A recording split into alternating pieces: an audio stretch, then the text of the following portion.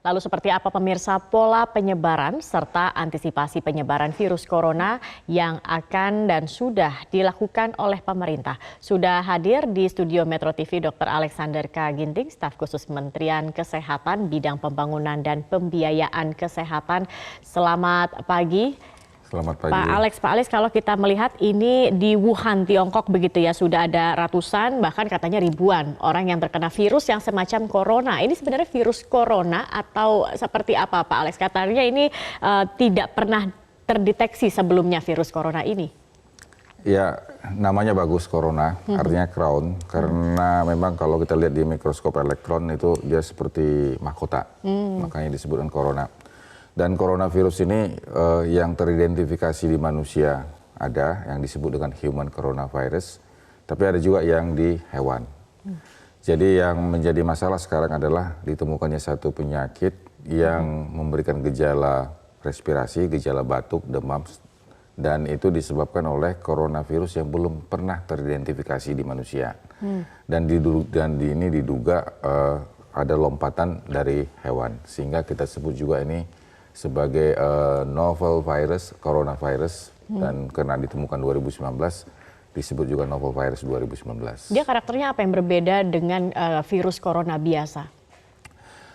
Karakter yang berbeda adalah dia satu strain yang baru. Kalau dia strain yang baru, biasanya manusia belum mempunyai antibodi terhadap virus yang baru.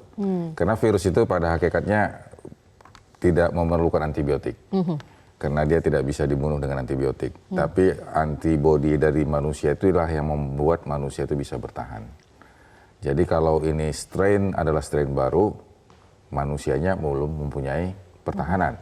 Ini yang kita khawatirkan, sehingga ini akan menjadi masalah yang berat bagi mereka yang mempunyai ada infeksi lain, ataupun juga pada orang tua, atau mereka dengan mempunyai penyakit-penyakit penyerta. Oke, baik. Karena ini belum ada tanda kutip obatnya begitu ya untuk virus ini sendiri. Ya. Pak, kalau melihat kita kembali lagi sebenarnya jadi virus corona ini apa sih Pak? Dan penyakit-penyakit apa yang ditimbulkan akibat virus corona ini? Apakah ini salah satu virus yang harus diwaspadai yang cukup berbahaya bagi manusia? Ya, kalau dia strain baru artinya antibodi dari manusia belum ada. Sebenarnya coronavirus ini sudah banyak kita pengalaman. Pertama adalah SARS. Itu yang memberikan dampak yang begitu besar, mengakibatkan penyakit yang begitu berat, gagal nafas, dan kemudian kematian. Yang kedua ada juga coronavirus yang waktu kita ingat Middle East Respiratory Syndrome, itu dari MERS. Tapi tidak sebegitu berat dengan apa yang ditampilkan oleh SARS. Nah sekarang kita lagi menunggu, ini pneumonia yang baru ini, yang misterius ini, apakah memberikan dampak seberat SARS atau tidak. Yang kedua, kita mau mencegah supaya ini tidak terjadi human to human. Oke, ini memang selalu menyerang bagian paru begitu ya? Ya, karena ini lewat pernafasan, tentu yang terjadi adalah gejalanya di respirasi, di pernafasan. Apa saja sih sebenarnya gejala-gejala ketika orang terkena virus corona ini sendiri, Pak Alex? Yang sering membuat ini orang nggak bisa membedakan dengan penyakit flu biasa karena gejalanya sama, ada flu, ada batuk, ada pilek. Tapi yang paling menjadi catatan adalah bahwa dia ada demam di atas 38. Dan yang tidak boleh kita lupakan bahwa kita ada berada di mana dalam seminggu terakhir. Karena lokasi tempat yang sudah ditetapkan menjadi daerah dia endemis, itu menjadi catatan bagi kita. Jadi bagi mereka yang mau pergi ke satu tempat yang sudah ada terinfeksi, perilaku untuk hidup sehat itu harus perlu dijaga. Tempatnya di mana saja Pak ini yang menjadi endemis dari virus corona? Apakah Indonesia juga termasuk? Indonesia tidak termasuk yang baru. Ini yang sudah ditemukan itu adalah daerah Wuhan. Jadi mereka yang berkunjung ke Wuhan tapi di sekitar pasar ikan. Ini yang ditemukan banyak kasus mereka-mereka yang berkunjung ke kota tersebut, tapi lebih banyak mereka yang didapatkan yang di daerah pasar itu sendiri. Ya. Itu penularannya dari hewan ke manusia. Tetapi di sini juga dikatakan bahwa menular antar manusia dikatakan ini tidak bisa terjadi. Tetapi sepertinya pihak berwenang Tiongkok akhirnya tidak bisa mengatakan tidak bisa menular antar manusia juga. Ini memang sebenarnya virus itu bisa begitu Pak? Nah, jadi memang yang kita jaga itu jangan sampai ada human to human. Kalau dia sudah terjadi human to human itu spreadingnya, penyebarannya akan menjadi cepat. Dan yang kita takutin adalah terjadinya pandemi. Yang menjadi pemikiran kita adalah bahwa antibodinya dari setiap manusia belum ada, karena itu strain baru. Terus yang kedua, kalau misalnya ini akan menyebar cepat, tentu kita harus menunggu vaksin untuk itu. Baik. Dan yang vaksin yang tersedia sekarang di pasar ataupun di negara-negara itu bukan vaksin untuk coronavirus yang ada di Wuhan. Oke, ini yang bukan untuk yang jenis yang baru begitu ya, untuk corona yang terdahulu atau biasa, yang seperti biasa begitu. Pak Alex, kalau saya melihat begitu ya dari Komisi Kesehatan Wuhan, ini mencatat sebagian besar pasiennya adalah laki-laki dan usianya setengah baya atau sudah lanjut usia. Apakah memang virus corona ini tipenya ada spesifikasi tertentu begitu? Laki-laki lebih gampang terjangkit dibandingkan perempuan atau bagaimana? Ya, khusus untuk strain ini namanya juga novel virus, sedang dalam investigasi. Jadi yang disebut dengan ada penelitian epidemiologis, memang dilaporkan banyak pada laki-laki setengah baya. Kita masih berpikir apakah karena laki-laki setengah baya ini oleh karena dia smoking related disease, sehingga antibodinya menurun. Atau juga karena dia sebagai pekerja. Jadi ini masih dalam investigasi. Yang penting bagi kita supaya membatasi wilayah terinfeksinya. Bagaimana kemudian pencegahan yang bisa kita lakukan, Pak Alex? Menghadapi virus itu yang paling pertama sekali, yang paling prioritas adalah hidup yang bersih, hidup yang sehat. Jadi cuci tangan. Ya, kenapa cuci tangan ini penting sekali? Karena sebagai manusia yang beraktivitas, kita sering memegang hidung, memegang mata, dan memegang mulut yang membuat itu ada penularan. Sementara kita sering menyentuh yang lain-lain.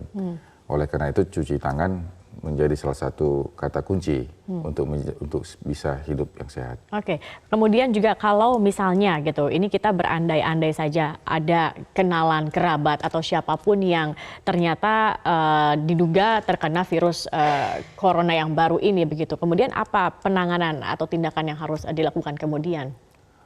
Ya, pertama kita harus mempertanyakan dia selama seminggu terakhir atau 10 hari terakhir berada di mana. Apakah dia berada dari satu negara ataupun dia hanya ada di tempat. Kalau dia memang berasal dari negara yang lain, kita harus perlu melakukan investigasi lebih dalam.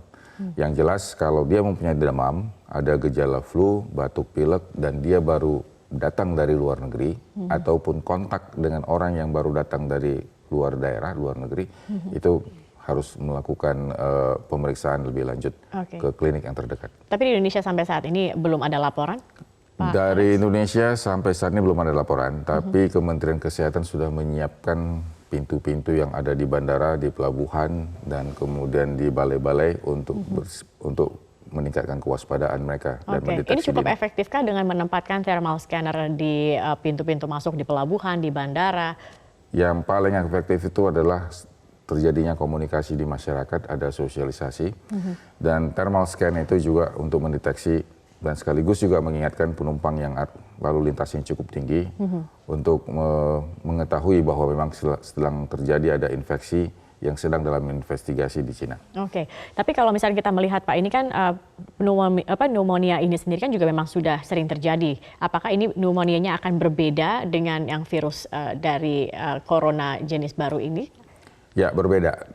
Tapi masyarakat awam tentunya tidak bisa membedakan. Dia akan berbeda dari perjalanan penyakit. Pneumonia yang kita kenal di masyarakat itu yang disebut dengan community acquired pneumonia, ataupun pneumonia oleh karena penyakit-penyakit respirasi oleh karena infeksi saluran napas bagian atas, itu sudah biasa kita ketemukan. Tapi pneumonia yang kita waspadai adalah oleh karena virus yang baru ini, yang dimana tujuannya adalah mencegah agar tidak terjadi infeksi human to human, dari manusia ke manusia. Oke. Kemudian selain thermal scan tadi itu sendiri, apalagi sebenarnya kesiapan yang atau persiapan yang sudah dilakukan oleh Kementerian Kesehatan ini sendiri? Apakah juga ikut penelitian atau apa yang sudah disiapkan terkait dengan penyebaran dari virus corona ini? Nah, Kementerian Kesehatan tentu harus bersiap dari hulu sampai hilir. Dan masalah adanya infeksi yang bisa menimbulkan infeksi human to human ini juga menjadi tanggung jawab kita bersama untuk mencegahnya. Karena kalau ini terjadi, ini akan membahayakan national security. Karena health security adalah juga bagian dari national security. Oleh karena itu, Kementerian Kesehatan sudah menyiapkan kesiapan di setiap bandara dan kemudian petugas-petugas di rumah sakit. Dan yang paling penting juga bahwa mengatasi ini harus multisektor. Tidak semata-mata oleh karena Kementerian Kesehatan, tapi kementerian lain juga terlibat. Dari imigrasi, transimigrasi, kemudian juga dari Kementerian Sosial, Kementerian Dalam Negeri, Luar Negeri, itu terlibat.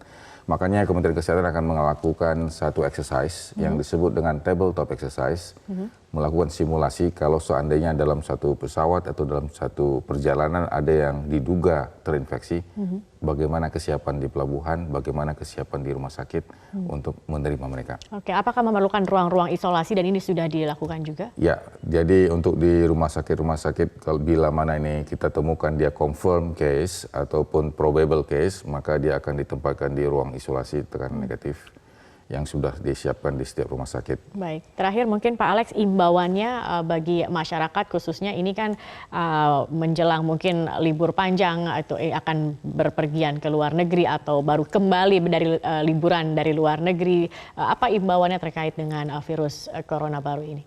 Ya, pemerintah tidak melakukan pembatasan perjalanan. Demikian juga Badan Kesehatan Dunia, WHO, tidak juga membatasi perjalanan.